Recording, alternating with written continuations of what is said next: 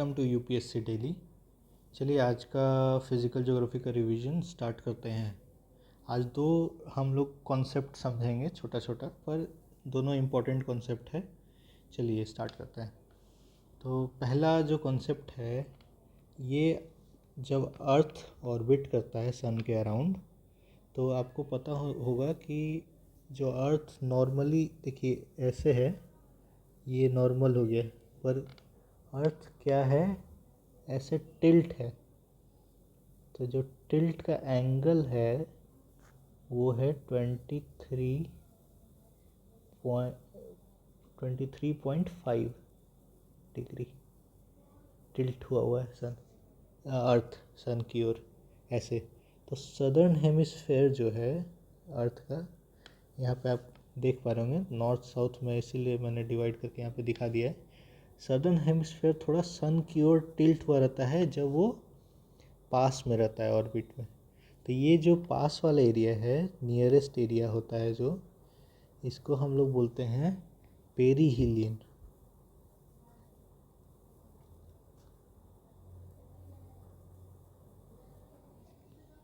ठीक है।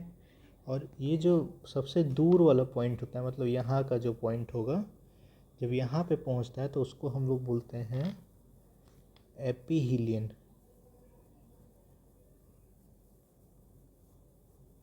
ठीक है। और ये टिल्ट हुआ है 23.5 डिग्री, 23.5 डिग्री का टिल्ट है, ये समझिए ऐसा। ठीक है।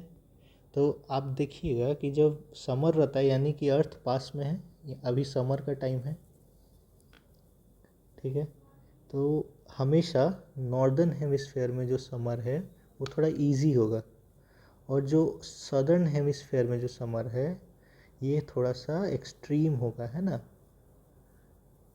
क्योंकि सदर्न हेमिस्फेयर और सन की ओर ज़्यादा टिल्ट हुआ है। अब हम लोग विंटर में चलते हैं। तो विंटर में देखिए कि नॉर्दर्न हेमिस्फेयर जो है वो सन से थोड़ा पास है, सन की ओर टिल्ट हुआ है, और सदर्न हेमिस्फेयर थोड़ा दूर की ओर जा रहा है, समझ रहे हैं।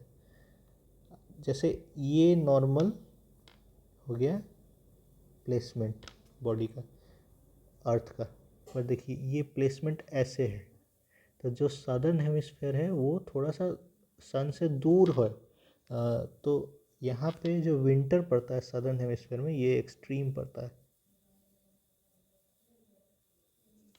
ठीक है। तो इससे हम लोग को एक चीज़ पता चल गया है कि जो विंटर और समर दोनों एक्सट्रीम है, कहाँ, सॉदर्न हेमिस्फीयर में। अच्छा, इसीलिए एक चीज़ आप खुद से भी थोड़ा सा ध्यान दे के पढ़िएगा कि जो पॉपुलेशन है, जितना हम लोग ऊपर जाते जाएंगे नॉर्दर्न हेमिस्फीयर में हम लोग को पॉपुलेशन मिलेगा, जितना भी हम लोग नॉर्थ में जाएंगे, पर सदर्न हेमिस्फीयर में ज़्यादा एक्सट्रीम साउथ जितने जाने में हम लोग को पॉपुलेशन बहुत कम होगा, रेयरली पॉपुलेटेड एरिया मिलेगा। ठीक है, इसको यही कारण है, क्योंकि वहाँ पे बहुत एक्सट्रीम वेदर हो जाता है। चलिए अब हम लोग दूसरा एक टॉपिक है, छोटा सा ही टॉपिक है, उस पर चलते हैं, पर बहुत इंपॉर्टेंट टॉपिक है। यूपीएससी से एटलीस्ट प्रीलिम्स में तो सवाल आता ही है, इस बार भी आया है 2024 के प्रीलिम्स में सवाल, तो उसमें हम लोग थोड़ा डिस्कस कर लेते हैं। थोड़ा ध्यान से देखिएगा, बहुत इजी है, ऐसा कुछ डिफ़िकल्ट नहीं है। तो हम लोग को पता है कि अर्थ पे इक्वेटर होता है और एक लॉन्गिट्यूड है, उसको बोलते हैं ट्रॉपिक ऑफ कैंसर।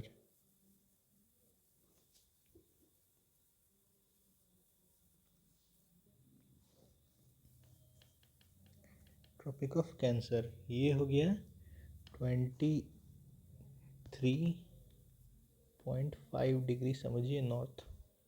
ठीक है, ये इक्वेटर है। फिर नीचे होता है ट्रॉपिक ऑफ कैप्रिकॉर्न, ये इसका क्या प्लेसमेंट है, 23.5 डिग्री साउथ में होता है। ठीक है। तो अर्थ क्या करता है, मतलब सन जो है ये इतनी ही दूर में ओवरहेड होता है हमेशा सन, ठीक है। इस सन हमेशा यहाँ तक ही ओवरहेड होगा, फिर वापस आएगा नीचे, यहाँ आते आते फिर यहाँ तक ट्रॉपिक ऑफ कैप्रिकॉर्न तक ओवरहेड होगा। उसके आगे जो भी जगह है उसको बोलते हैं टेम्परेट जोन बोलते हैं इधर, ठीक है। इधर भी टेम्परेट जोन बोलते हैं। फिर उसके बाद उसको पोलर जोन बोलते हैं, इधर पोलर जोन। तो पोलर जोन क्या होता है, 66.5 डिग्री, 0.5 डिग्री। अब रुकिए इसको हम लोग, ये पोलर जोन है, पोलर जोन 66.5 डिग्री नॉर्थ के ऊपर। और इधर का पोलर जोन जो है साउथ का, वो 66.5 डिग्री साउथ से स्टार्ट होके नीचे, ठीक है। इसको पोलर जोन बोलते हैं। ये टेम्परेट जोन हो गया, यहाँ जो है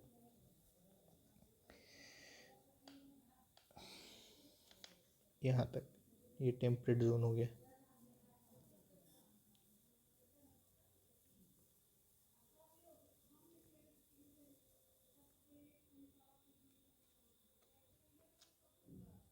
इधर भी ऊपर में भी ये ट्रॉपिक ऑफ कैंसर के ऊपर से लेके 66.5 डिग्री तक टेम्परेट जोन हो गया, ठीक है। इतना समझ में आ गया। और ये जो 23.5 डिग्री नॉर्थ से लेके 23.5 डिग्री साउथ है, ये ट्रॉपिक का जोन है, ट्रॉपिकल जोन,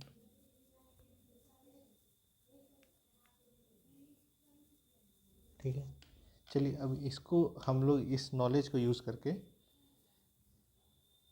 कुछ फैक्ट्स देख लेते हैं सन का प्लेसमेंट का, जिससे कि यूपीएससी पूछता है। इस बार भी पूछा था कि इस बार जो पूछा था वो था कि 21 जून को सन कहाँ पे ओवरहेड होगा, ठीक है, ये पूछा था।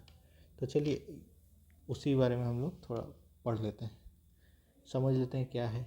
तो 4 डेट है, 4 डेट ये याद रख लीजिएगा। 21 मार्च, फिर 21, अच्छा 21 मार्च का पहले चलिए देख लेते हैं कि सन का पोजीशन क्या होगा। सन का पोजीशन,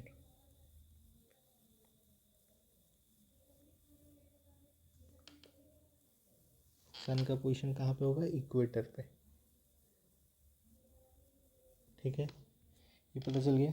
अब नॉर्दर्न हेमिस्फेयर में सीज़न, ऐसी सीज़न देख लीजिए, सीज़न नॉर्दर्न हेमिस्फेयर, सीज़न क्या होगा, स्प्रिंग होगा, ठीक है। इक्वेटर पे है सन, ओवरहेड हुआ हुआ, तो स्प्रिंग सीजन चलता है ऊपर में नॉर्दर्न हेमिस्फेयर में, ठीक है। साउदर्न ये सीज़न सदर्न हेमिस्फेयर में क्या चलेगा, उस समय ऑटम चलेगा, ठीक है। ये हो गया, सीज़न पता चल गया। अच्छा हम लोग देखते हैं कि डे और नाइट कैसा होगा नॉर्दर्न हेमिस्फेयर में और सदर्न हेमिस्फेयर में। तो डे और नाइट दोनों हेमिस्फेयर में इक्वल होगा, equal NH and southern hemisphere, इसमें भी southern hemisphere and northern hemisphere दोनों में इक्वल होगा डे और नाइट, ठीक है। ये हो गया, हम लोग को पता चला सन के बारे में और क्या सीज़न चलेगा, ये सब 21 मार्च का। चलिए अब देखते हैं दूसरा डेट, 21 जून, जिसको लेके सवाल आया था इस बार यूपीएससी के प्रीलिम्स में 2024 में, सिविल सर्विसेज के प्रीलिम्स में, ठीक है। तो चलिए सन का पोजीशन देख लेते हैं। सन का पोजीशन होगा ट्रॉपिक ऑफ कैंसर, जो कि नॉर्दर्न हेमिस्फेयर में 23.5 डिग्रीज पे है, ठीक है, वहाँ पे होगा। तो कहाँ पे है, नदर्न हेमिस्फीयर में। ठीक है, ये पता चल गया। अच्छा, सीज़न कैसा होगा नदर्न हेमिस्फीयर में? सीज़न चलेगा समर। ऐसे भी हम लोग रहते हैं इंडिया में, तो इक्वेटर से ऊपर ही नॉर्दर्न हेमिस्फीयर में, तो आप लोग समझ पाएंगे कि 21 जून को समर होता है। ठीक है, सदर्न हेमिस्फीयर में क्या सीज़न चलेगा तब? विंटर चलेगा। ठीक है, अब हमको देखना है कि डे कैसा रहेगा। डे, तो डे, आप सोचिए समर है तो डे कैसा रहेगा? लॉन्ग डे रहेगा। ठीक है, विंटर है तो डे कैसा रहता है? विंटर में शॉर्ट रहता है। ठीक है, नाइट कैसा रहता है? देखिए गर्मियों में नाइट छोटा होता है ना, तो ये हो जाएगा शॉर्ट। और विंटर्स में नाइट होता है, विंटर्स में नाइट होता है लॉन्ग। ठीक है, बस यही है, सिंपल सा फैक्ट्स है कुछ, ये बस आपको याद रखना है। चलिए तीसरे डेट पे चलते हैं। 20, अच्छा एक और चीज़, ये जो 21 मार्च है और एंड 21 जून, ये दोनों पोजीशन को बोलते हैं हम लोग सॉलिस्टिस। सॉलिस्टिस, ठीक है, सन का जो पोजीशन है। अब तीसरे डेट पे चलते हैं। चलिए, ये सॉलिस्टिस का हम लोग देख लिए, अब तीसरे डेट पे चल रहे हैं। 23 सितंबर। ठीक है, अब इसमें भी हम लोग देखेंगे वही सन का पोजीशन। सन का पोजीशन कहाँ पे रहता है 23 सितंबर को? अच्छा देखिए, 21 मार्च को इक्वेटर पे था, 21 जून को सन ऊपर जाते गया और ट्रॉपिक ऑफ कैंसर तक पहुँच गया। ठीक है, अब 23 सितंबर यानी 21 जून के बाद से वो सन नीचे आएगा, नीचे उतरेगा, क्योंकि जैसे मैंने बताया पहले कि ट्रॉपिक ऑफ कैंसर के बाद सन ओवरहेड नहीं होता है, उसके ऊपर नहीं जाता है, तो नीचे उतर रहा है। तो सन का पोजीशन वापस 23 सितंबर पे कहाँ पे होगा? इक्वेटर पे होगा। इसमें तो ये बहुत सिंपल सा लॉजिक से देखिए आपको समझ में आ जाएगा, तो इसमें कुछ है नहीं। चलिए आगे बढ़। सीज़न क्या होगा दोनों में, नॉर्दर्न हेमिस्फीयर में और सदर्न हेमिस्फीयर में, ये भी हम लोग देख लेते हैं। तो वापस से वैसा ही सीज़न होगा, नॉर्दर्न हेमिस्फीयर में ऑटम हो जाएगा और सदर्न हेमिस्फीयर में स्प्रिंग हो जाएगा। चलिए सीज़न देख लिए, अब हम लोग देख लेते हैं डे कैसा होगा, कहाँ लॉन्ग होगा कहाँ शॉर्ट होगा। तो लॉन्ग शॉर्ट का तो कुछ है नहीं, जब इक्वेटर पे ही सन है तो डे इक्वल होगा दोनों हेमिस्फीयर में, और जब डे इक्वल होगा तो नाइट भी इक्वल होगा, सेम होगा, इक्वल। ठीक है, चलिए ये तो समझ में आ गया, काफ़ी इजी था। चलिए अब एक लास्ट डेट है वो भी देख लेते हैं हम लोग, 22 दिसंबर। अच्छा, हम लोग खुद से भी रिलेट कर सकते हैं कि 22 दिसंबर को नॉर्दर्न हेमिस्फीयर में विंटर ही होना चाहिए, है ना।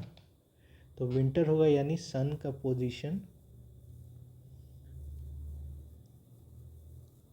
ट्रॉपिक ऑफ कहाँ होगा, कैंसर पे नहीं, ट्रॉपिक ऑफ कैप्रिकॉर्न पे होगा। हाँ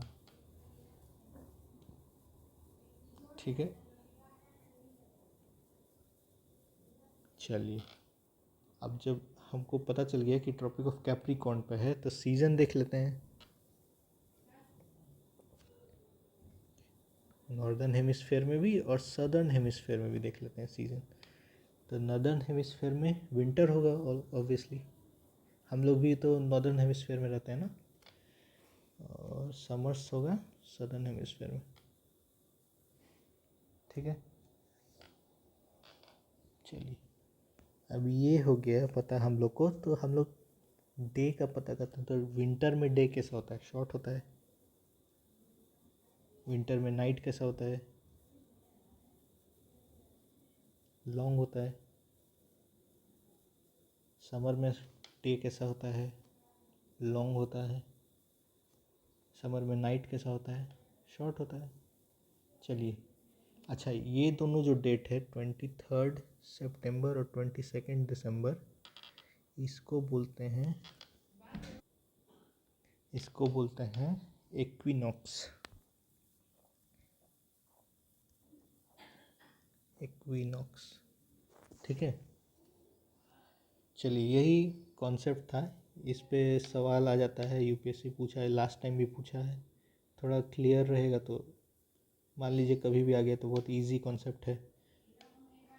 ठीक है, चलिए नेक्स्ट टॉपिक पे फिर से हम लोग मिलेंगे, रिवाइज करेंगे। Thank you.